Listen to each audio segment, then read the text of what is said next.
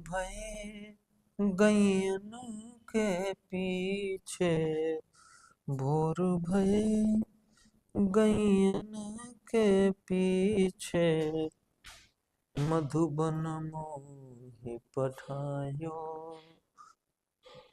चार पहर वंशी बट भट क्यों, सांझ परे घर आयो, मैया मोरी मैं नहीं माखन खायो, मैया मोरी मैं नहीं माखन खायो, मैं बालक बहियन को छोटो, छीको कही विधि पायो, कि मैया मोरी मैं नहीं माखन खायो, ग्वाल बाल सब बैर परे हैं, ग्वाल बाल सब बैर परे हैं, बरबस मुख लिपटायो, मैया मोरी मैं नहीं माखन खायो। नमस्कार, बहुत बहुत स्वागत है आप सभी का जिज्ञासा के इस नए एपिसोड में। और आज हम बात करने वाले हैं सूरदास जी पर। सूरदास और मीराबाई, एक नॉर्मल आदमी अगर इनके पदों का गायन शुरू कर दे तो बहुत जल्दी वो विरक्ति के माहौल में चला जाएगा। और ये विशेष बात है कि प्रेम के गीत, वात्सल्य के गीत व्यक्ति को विरक्ति की तरफ ले जाए। क्या बेहतरीन लेखन किया है सूरदास जी ने और मीराबाई ने। तो आइए आज के इस वीडियो में हम बात करने वाले हैं सूरदास जी के साहित्य पर। शुरुआत करते हैं और इसी पद से जो अभी मैं गुनगुना रहा था कि मैया मोरी मैं नहीं माखन खायो, ये टैग लाइंस हैं। यानी अगर आप सूरदास जी की बात करते हैं तो सूरदास जी के बारे में सबसे बेहतरीन लाइनें अगर कोई है तो वो यही है। सूरदास जी की विशेषता जैसा कि कृष्ण मार्गी कवियों की विशेषता है, वैसी सूरदास जी की भी विशेषता है। कृष्ण मार्गी कवियों ने कृष्ण के प्रेम पक्ष को छुआ है, उनके बाल जीवन की लीलाएं और उनकी किशोरावस्था पे जो रास की लीलाएं हैं उनको केवल छुआ गया है इन कृष्ण प्रेमी कवियों के द्वारा, संतों के द्वारा। वैसा ही सूरदास ने भी किया। लेकिन सूरदास ने जो बेहतरीन लेखन किया है वात्सल्य का, क्या कहने, जो शैतानियों का, नटखटपन का जो वर्णन किया है बेहतरीन। जैसे बच्चे बहाने बनाते हैं वैसे बहानों से शुरुआत करते हैं। ये पंक्तियां हैं कि यशोदा जब कहती हैं कि तुमने ही माखन खाया है तो वो बहाना बनाते हुए बताते हैं कि मैया मोरी मैं नहीं माखन खायो, मैया मोरी मैं नहीं माखन खायो, भोर भये गैयन के पीछे मधुबन मोह पठायो, सुबह हुई और तुमने मुझे गायों के पीछे मधुबन भेज दिया, चार पहर बंसी बट भटक्यो, सांझ परे घर आयो। 4 पहर तो मैं वहीं भटकता रहा और शाम हुई तब तो मैं घर आया, और मैं बालक बहियन को छोटो, छीको कहीं विद पायो। मेरे तो हाथ छोटे छोटे हैं, छीका आपका ऊपर टंगा हुआ है, तो वो मैंने कैसे पा लिया। और ग्वाल बाल सब बैर परे हैं, बरबस मुख लपटायो। और मेरे मुंह में ये जो माखन लगा हुआ है ये ग्वाल बालों ने लगा दिया। वो सब दुश्मनी मानते हैं, जलते हैं मुझसे, उन्होंने लगा दिया। तू माता मन की अति भोरी, मैं माँ तुम मन की बहुत भोली हो, इनके कहे पति आयो। और इन्होंने कह दिया और आपने मान लिया।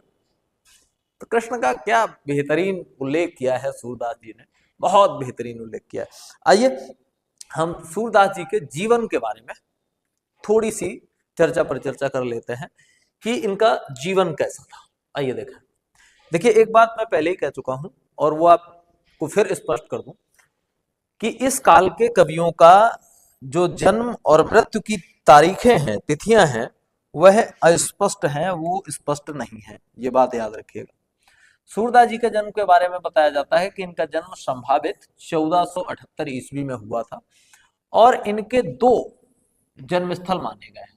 याद रखिएगा, पहला और दूसरा। ये पहला जो जन्मस्थल है वो माना जाता है सिही ग्राम, फरीदाबाद, हरियाणा में हुआ था, और दूसरा रोनकता, आगरा में।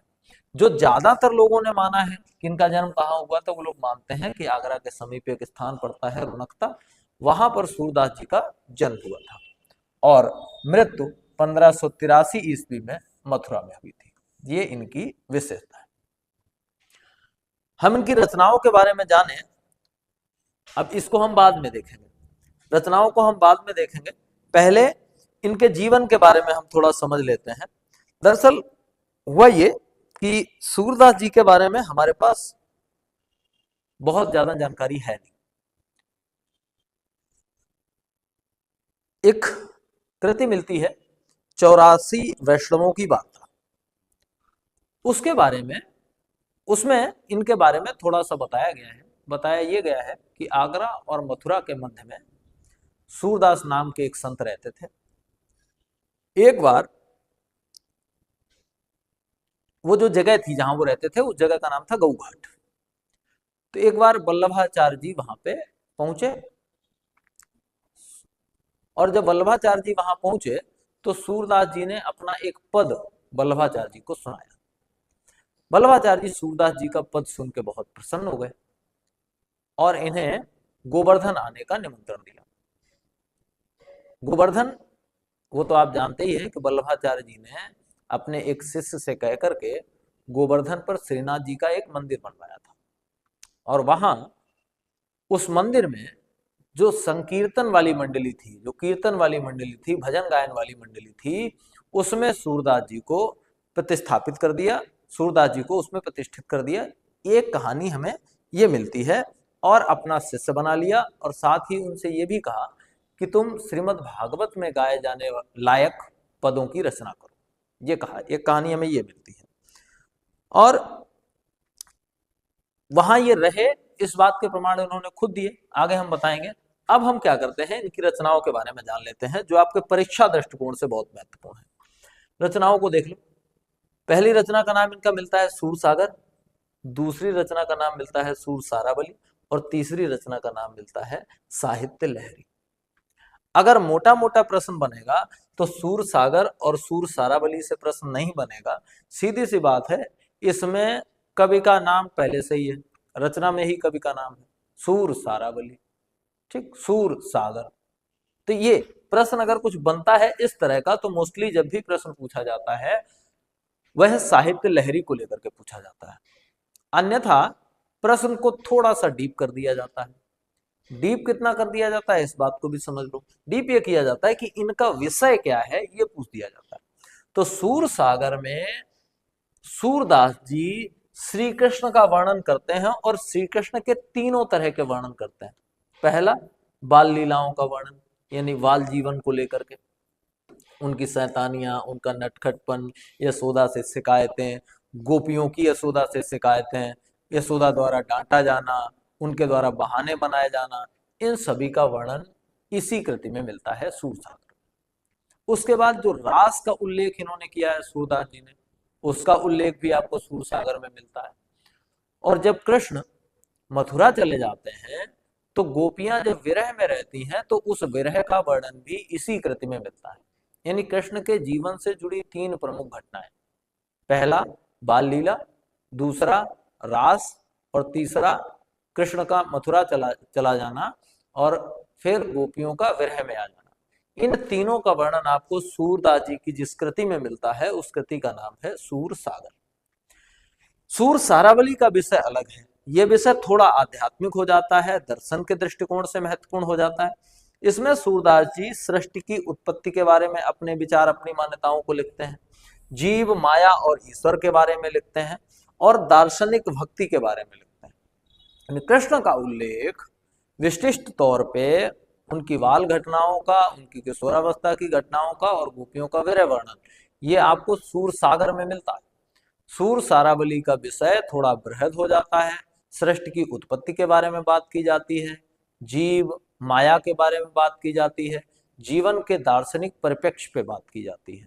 और तीसरी जो रचना है वो बड़ी महत्वपूर्ण है, साहित्य लहरी। साहित्य लहरी में काव्य लेखन के सिद्धांतों पे चर्चा की गई है, सौंदर्य बोध पे लिखा गया है, और सबसे महत्वपूर्ण बात, आत्माव्यक्ति के बारे में लिखा गया। आत्माव्यक्ति के बारे में का मतलब ये है कि सूरदास अपने मन से क्या मानते हैं, क्या समझते हैं, वह अपने बारे में लोगों को क्या बताना चाहते हैं, वह सब बातें अगर आपको कहीं मिलेंगी तो साहित्य लहरी में मिलेंगी।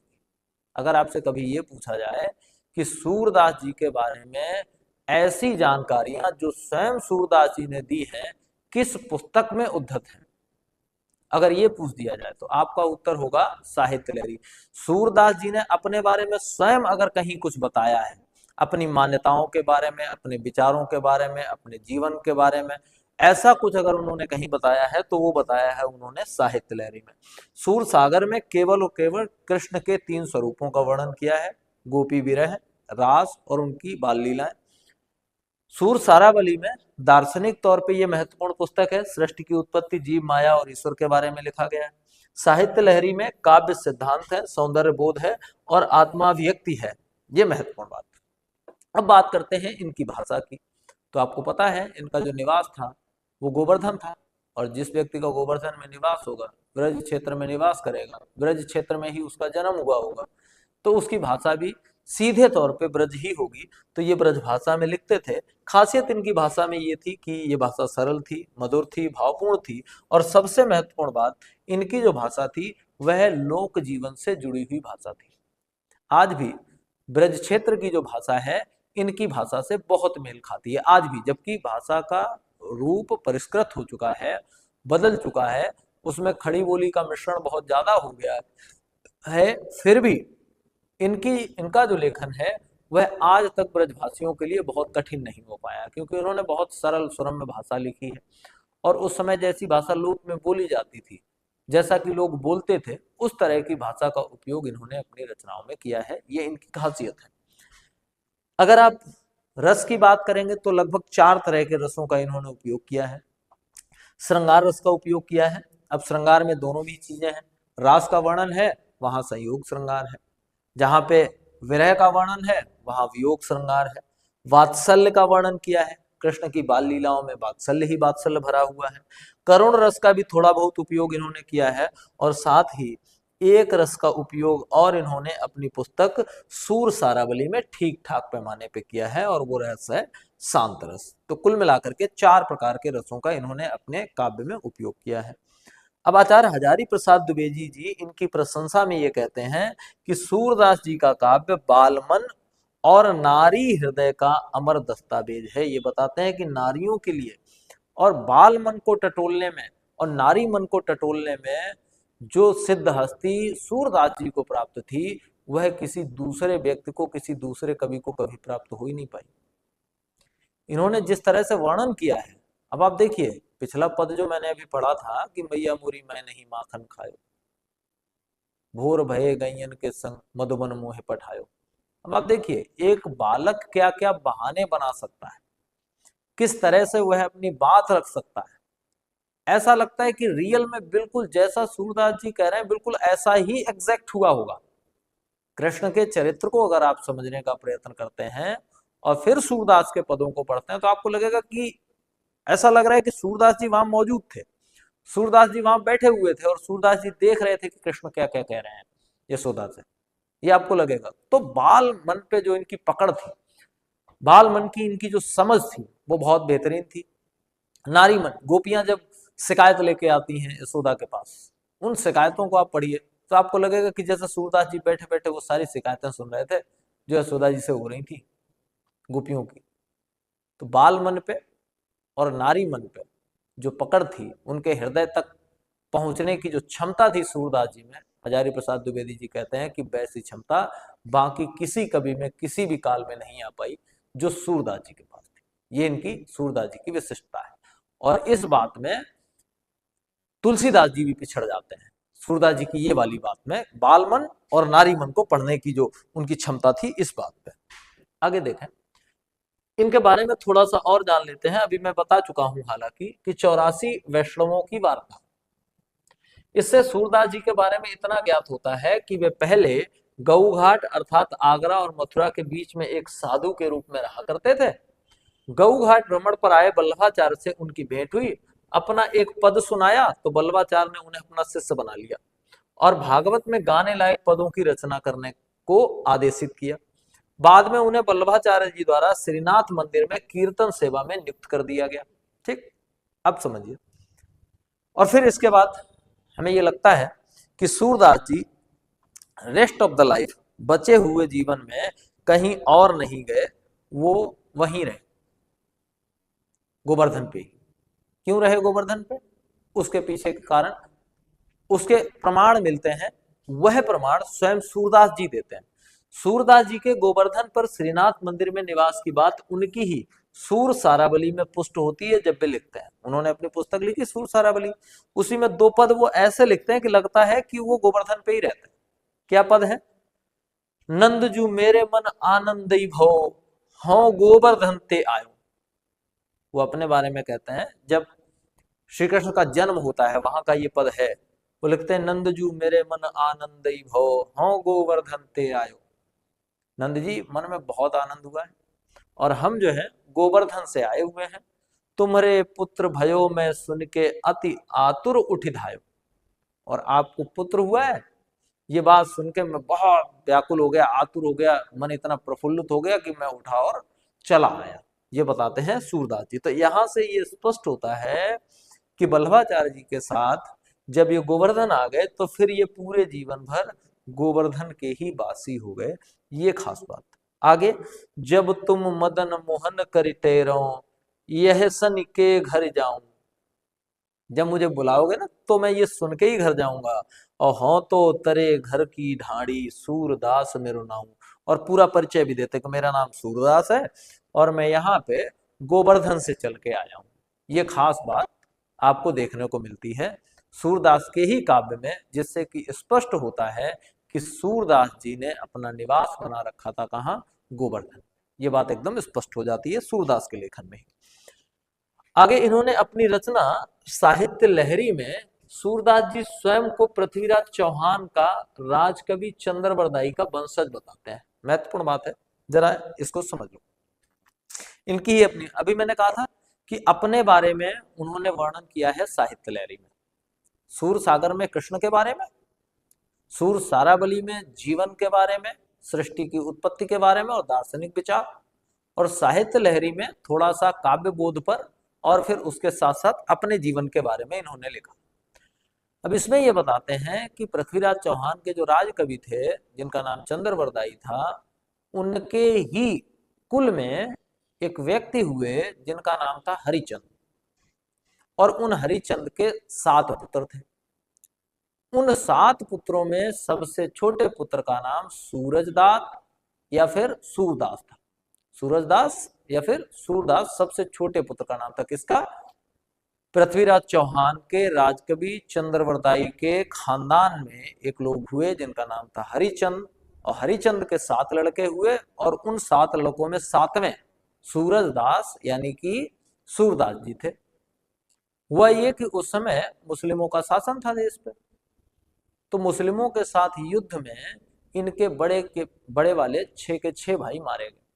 और जब इनके बड़े 6 भाई मारे गए तो ये घर से निकले और काफी लंबे समय तक इधर उधर भटकते रहे। एक दिन ये एक कुएं में गिर गए और कहा जाता है कि 6 दिन तक ये उस कुएं में पड़े रहे। 7वें दिन भगवान श्री कृष्ण ने इन्हें अपने नेत्र दे करके या अपनी दृष्टि दे करके दर्शन दिया। और जब दर्शन दिया तो सूरदास जी बताते हैं कि उसके बाद श्री कृष्ण से सूरदास जी ने यह वरदान मांगा कि जिन आंखों ने आपकी मोहनी सूरत को देख लिया है, ये आंखें अब दुनिया में और कुछ देखना नहीं चाहती।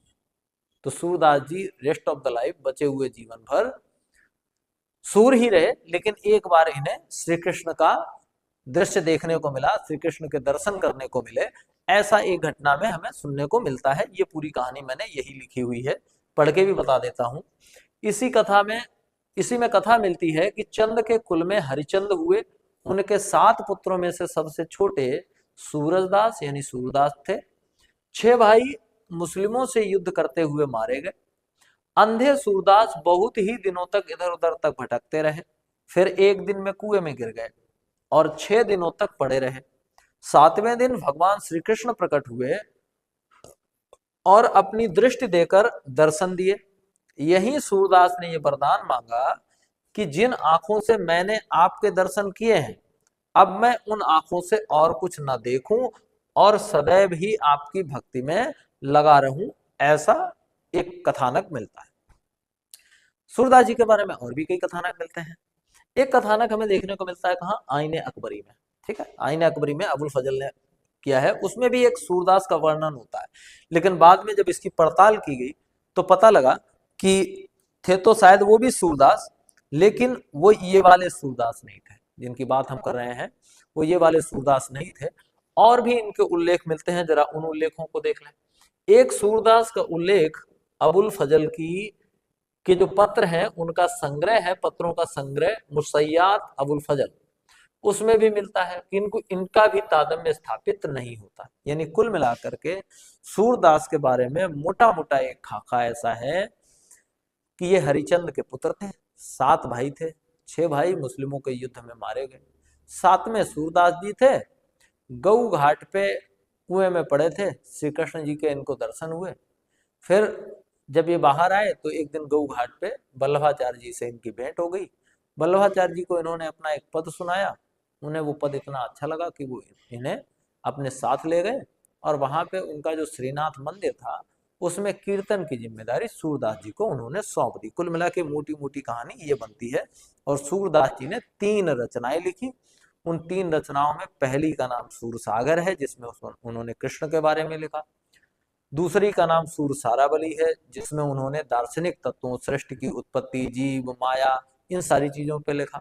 और तीसरी रचना उनकी साहित्य लहरी है, जिसमें उन्होंने काव्य प्रबंधन के बारे में लिखा, साथ ही साथ अपने बारे में आत्मबोधन भी लिखा उसमें, उस किताब में। ठीक है, जब तक वल्लभाचार्य जी के पुत्र गोसाई विठल नाथ जी गद्दी पर बैठे, तब तक पुष्ट मार्गी शाखा के कई कवि बहुत ही सुंदर पदों की रचना कर चुके थे। तो गोसाई ने 8 सर्वोत्तम कवियों को चुनकर अष्टछाप की प्रतिष्ठा की।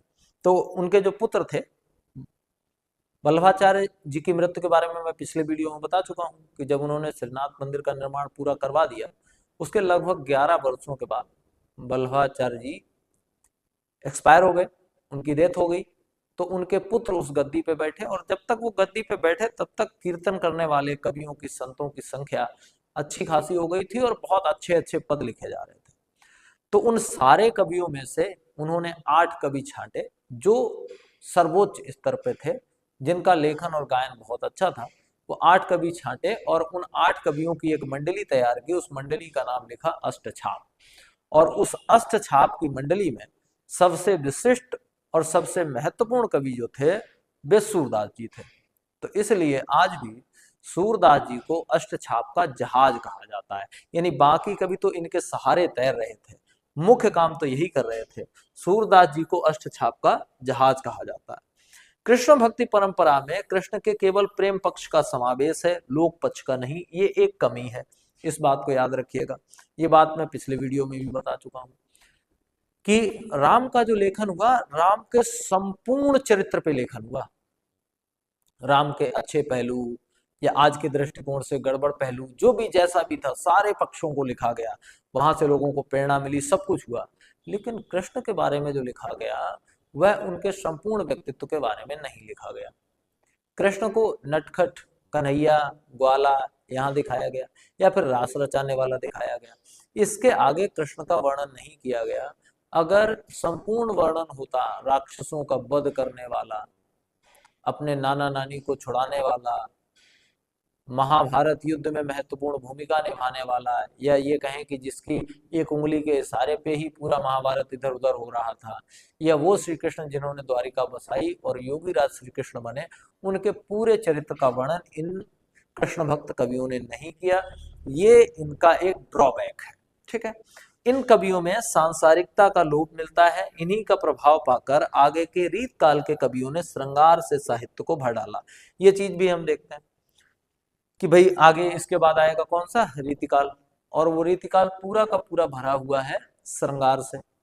तो लगता है कि इन्हीं कवियों की देखा देखी में उन लोगों ने भी श्रृंगार ही श्रृंगार लिखा। और सूरदास जी को उनके गुरु ने एक आदेश दिया था कि आप भागवत के लिए गायन लायक कुछ लिखिए, तो उन्होंने दसम स्कंद में गाने लायक पदों की रचना की। ये खासियत मिलती है हमें सूरदास जी की।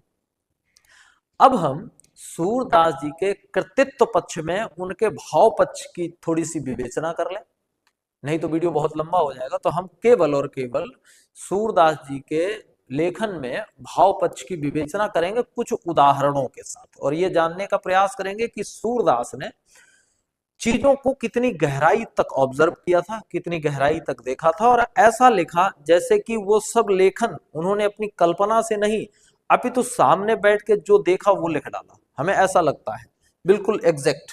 देखिए, सूरदास के पदों पर विद्यापति का प्रभाव दृष्टिगोचर होता है, एक तो ये बात है। बालकों के स्वाभाविक भावों की व्यंजना में सूरदास का कोई सानी नहीं है, और ये बात हम एग्जाम्पल से सिद्ध करेंगे। बालकों की मनोस्थिति क्या होती है? जनरली आपने अपने घरों में देखा होगा कि जब बच्चा दूध नहीं पीता है तो उसकी माँ या उसकी ताई या उसकी दाई उसको कुछ न कुछ बहाना बना के दूध पिलाना चाहती है कि बेटा तुम देखो वो आदमी बहुत मोटा तगड़ा जा रहा है, तुम भी इतने मोटे हो जाओगे। वो देखो इतना बलिष्ठ है, तुम भी इतने बलिष्ठ हो जाओगे। वो देखो पुलिस में है, तुम भी पुलिस हो जाओगे। अब वो बच्चे के अंदर जिज्ञासा जागती है, वो पूछता है कि मैं ये पुलिस कैसे हो जाऊंगा, या मैं ये कैसे हो जाऊंगा, मैं इतना तगड़ा कैसे हो जाऊंगा। तो बताती है देखो ये रोज दूध पीता था और तुम भी दूध पियोगे तो तुम भी ऐसे ही हो जाओगे। अच्छा, बालक इस लालच में अपनी जिज्ञासा को शांत करने के चक्कर में दूध पीने लग जाता है। तो ऐसी घटनाओं का वर्णन श्री कृष्ण के साथ भी सूरदास जी ने किया। क्या बेहतरीन वर्णन किया है। श्री कृष्ण जी भी दूध नहीं पीते थे, तो माता ऐसे ही बहाना करती थी, बलदाऊ की चोटी दिखा के कहा कि देखो तुम्हारी चोटी कितनी पतली है, बलदाऊ की इतनी मोटी है। तो कृष्ण को जिज्ञासा हुई कि दाऊ की इतनी मोटी कैसे हो गई। तो मैया ने बताया कि दूध पीता है दाऊ, इसलिए इसकी मोटी होगी, और तुम दूध पीते नहीं हो, तुम्हारी मोटी नहीं हो पाई। तो कृष्ण ने दूध पीना शुरू कर दिया, कुछ ही दिनों तक दूध पिया। अब क्या शिकायत का लहजा है कृष्ण का, मां से शिकायत करते हैं और ये उनसे कहते हैं कि मैया कब ही बढ़ेगी चोटी, मैया कब ही बढ़ेगी चोटी, ये मेरी जो चोटी है बढ़ेगी कब। कितनी बार मुझे दूध पिबत भई ई अबहू है छोटी, कितने दिन हो गए मुझे दूध पीते हुए, ये अभी की अभी अभी भी छोटी है। मैया कब ही बढ़ेगी चोटी, कितनी बार मुझे दूध पिबत भई यह अजहू है छोटी, और तू जो कहत बल्कि बेनी ज्यों हुई है लांबी मोटी।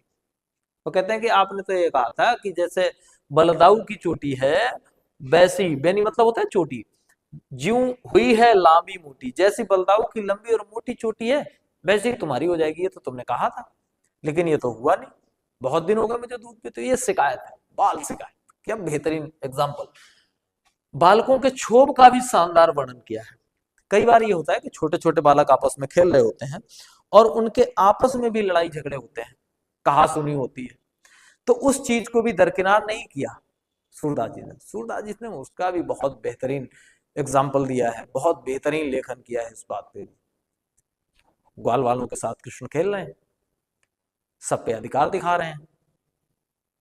वो तो आज भी होता है कि बच्चों की जो टोलियां होती हैं उन टोलियों में एक सरदार होता है, मॉनिटर टाइप का, जो सबको अपने इशारों पे चलाता है। एक इस तरह का होता है, कृष्ण अपने दल में इस तरह के थे। तो एक बच्चे को एक दिन इस बात को लेकर के खीज आ जाती है और वो कह डालता है कृष्ण से। वो कहता है कि खेलत में को काको गुसैया, खेलत में को काको गुसैया, जात पात हमते कछु नहीं, ना बसत तुम्हारी छैया।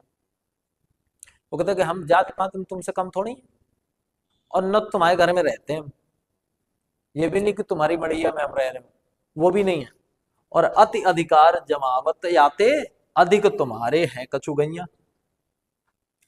तो बालक कहते हैं कि अच्छा इसलिए तुम ज्यादा अधिकार जमा रहे हो, भाई जाति पात में तो हम तुम्हारे बराबर है, और तुम्हारे घर भी हम खाने नहीं आते, रहने नहीं आते। अधिकार तुम हमारे ऊपर इसलिए ज्यादा जमा रहे हो कि तुम्हारे थोड़ी गैया ज्यादा है, गाय तुम्हारे यहाँ थोड़ी ज्यादा है, इसलिए तुम अधिकार जमा रहे हो मेरे ऊपर। तो इस तरह की शिकायत है। क्या बेहतरीन उल्लेख किया है सूरदास जी ने। इसके अलावा सूरदास जी ने जो वियोग का वर्णन किया है, क्या ही बेहतरीन वियोग का वर्णन किया है सूरदास जी ने। पढ़ने पे ये फील होगा कि आप वहीं बैठे हैं और आपके भी आंसू आ रहे हैं। योग का वर्णन कैसे, गोपियों का, कि निस दिन बरसत नयन हमारे, सदा रहत पावस ऋतु हम पे, जब ते श्याम सिधारे। हमारे जो नयन है वो लगातार बरसते ही रहते हैं और हमारे ऊपर हमेशा ही पावस ऋतु बनी रहती है। कब से, जब से श्याम गए हैं। अंजन थिर न रहे अखियन, कर कपूर भयकारे। अंजन मतलब होता है काजल, थिर मतलब है स्थिर, अखियन यानी आंखों में, कर कपूल, कर मतलब हाथ, कपूल मतलब गाल, भय कारे काले हो गए। वो कहते हैं आंखों में इतने आंसू आते हैं कि आंखों में काजल लगाते हैं तो वो रुकता नहीं है, और वो रुकता नहीं है तो बह बह के चलता है, हाथ और गाल सब काले हो गए हैं। कंचु की पट सूखत नहीं कबहू, और जो कपड़े हैं हमारे सूख ही नहीं पाते कभी। उर्बिच बहत पनारे, और सीने में पनारे बह रहे हैं आंसुओं के। आंसू सलिल भय पग था के, बही गए पलट निहारे, और सूरदास अब डूबत है ब्रज, काहे न लेहु उबारे। उधो को संबोधित करते हुए गोपियां कहती हैं, कब तो ब्रज डूबा जा रहा है इन आंसुओं से, कहना कृष्ण से कि उबार ले। तो बड़ा बेहतरीन मार्मिक वर्णन किया है सूरदास जी ने वियोग का। और यही नहीं रुकती, वो उधो को भी ज्ञान दे डालती है। उधो आते हैं और ये कहते हैं कि आप ऐसा करो, निर्गुण ब्रह्म की आराधना करो। कृष्ण तो चले गए, वही आपको भव से पार लगाएगा, तो आपको निर्गुण ब्रह्म की आराधना करनी चाहिए। नहीं छोड़ती वो उधो को भी ले लेती है रिमांड पे कि उधो तुम अपने जतन करो, तुम अपना देखो उधो। हित की कहत कुहित की लागे, किन काज ररो, और जाय करो उपचार आपनो, हम जो कहते हैं जी की, और कछु कहत कछुई कह डारत, धुन देखत नहीं नीकी। वो कहते हैं कि जाओ अपना इलाज इलाज करवाओ, कह कुछ रहे हो और कहा तुमसे कुछ और जा रहा है, इसलिए अपना इलाज इलाज करवाओ। जब बात सगुण और निर्गुण की आती है तो यह वह दौर था जब निर्गुण वाले भी अपने प्रभाव में थे, सगुण भी स्थापित हो गया था। तो दोनों के बीच में एक तरह का युद्ध चल रहा था, एक शांति युद्ध इस तरह से चल रहा था कि दोनों अपनी अपनी अवधारणाओं को श्रेष्ठ बताने का प्रयास कर रहे थे। एक तरफ कबीरदास जी और जैसे लोग थे, सूफी लोग थे, दूसरी तरफ तुलसीदास, सूरदास, मीराबाई, इस तरह के लोग थे। तो सूरदास जी ने कटाक्ष किया है गोपियों के माध्यम से निर्गुण भक्ति शाखा पे, और बड़ा बेहतरीन कटाक्ष किया है, देखिए। और गोपियां कह रही है बात, गोपियों के सहारे इन्होंने निर्गुण उपासना पर प्रहार किया। कैसे कि जब उधो कहते हैं कि निर्गुण ब्रह्म की उपासना करो, तो वो उधो को समझाती है, कहती है निर्गुण कौन देश के वासी, मधुकर हंस समझाए, तो सौह दे बूझत साच न हासी। सुनी है कथा कौन निर्गुण की, रच पच बात बनावत। उधो से कहती है कि निर्गुण की बात कौन सुनेगा, तुम तो घुमा फिरा के बातें बना रहे हो। सगुन सुमेर प्रकट देखियत, तुम तृण की ओट दुरावत। कहते सगुन जो है वो सामने दिखता है, तुम तो उसके पीछे डुका डुका के बता रहे हो, जो सामने दिख रहा है उसको हम कैसे छोड़ दें। रेख न रूप बरन लाके नहीं, ताको हमें बतावत। वो कहते हैं कि ना रूप है, ना आकार है, ना रंग है, कुछ है नहीं, और वो तुम हमें बता रहे हो कि हम उसकी उपासना करें। अपनी कहो दरस ऐसे को, तुम कबहू पावत। उधर से पूछते तुम अपनी बताओ, ऐसे का कभी दर्शन तुम्हें मिला जिसका रूप रंग आकार प्रकार कुछ है ही नहीं, उसका दर्शन तुम्हें कभी मिला? तो हमें सब सिखा रहे हो, हमें तुम बता रहे हो, उसका दर्शन तुम्हें कभी मिला है क्या? ऐसे ही बता रहे हो। मुरली अधर धरत है, सो पुन गोधन बन बन चारत, और नयन विशाल नयन नयन विशाल भौ है बंकट कर, देखो कबहू निहारत, और तन त्रिभंग करे नटवर बपुधरि, पीतांबर ते ही सोहत, सूर श्याम जीव देत हमें सुख, त्यों तुम तुमको सो मोहत। कुल मिला के वो ये कहने का प्रयास करती हैं कि जो स्पष्ट में है, जो सगुण में है, वो निर्गुण में नहीं है। हम तो कन्हैया को रोज देख लेते हैं, उसका स्वरूप है, रंग है, रूप है, आकार है, सब है। तुम कब अपने निर्गुण को देखते हो बताओ? हम तो रोज देखते हैं, उसका पीतांबर, उसका रंग, उसकी मुरली सब मुझे दिखाई देती है, तुम्हारे लिए नहीं है। अंत में गोपियां एक बात और कहती हैं, उसको और देख लो कि ऊधो कर्म कियो मातुल बदी, मदिरा मत प्रमाद, और सूर श्याम अवगुण में निर्गुण, ते अति स्वाद। वो कहते हैं कि सगुण वाले में निर्गुण वाले से ज्यादा स्वाद है। अब तुम ऐसा करो, ज्यादा बातें बातें ना बनो। तो कुल मिलाकर के सूरदास जी ने जो लेखन किया है, बहुत बेहतरीन लेखन सूरदास जी का। सबसे बड़ी खासियत यह है कि यह लेखन आपको मोहित करने के लिए, आपको परमानंद में ले जाने के लिए, आपको सांसारिक बंधनों से विमुक्त करने के लिए बहुत महत्वपूर्ण है। आप सभी लगातार इन वीडियोस को देख रहे हैं, निश्चित ही आपकी जानकारी में अच्छी खासी वृद्धि हो रही होगी। इनकी जो वीडियोस से संबंधित पीडीएफ्स हैं वो भी आपको मिल रही हैं। और मैंने एक और वादा किया है कि प्रत्येक रविवार को आपसे किसी न किसी सामाजिक लौकिक मुद्दे पे हम लोग, या तो मैं स्वयं या किसी गेस्ट को बुला करके आपको कुछ न कुछ बातें बताऊंगा, ताकि जीवन से जुड़ी चीजें भी आप जिज्ञासा के माध्यम से सीखते हुए चलें। तो हम फिर मिलेंगे कल एक और वीडियो के साथ। सूरदास जी के बाद के जो कवि हैं उनके बारे में थोड़ा अध्ययन करेंगे।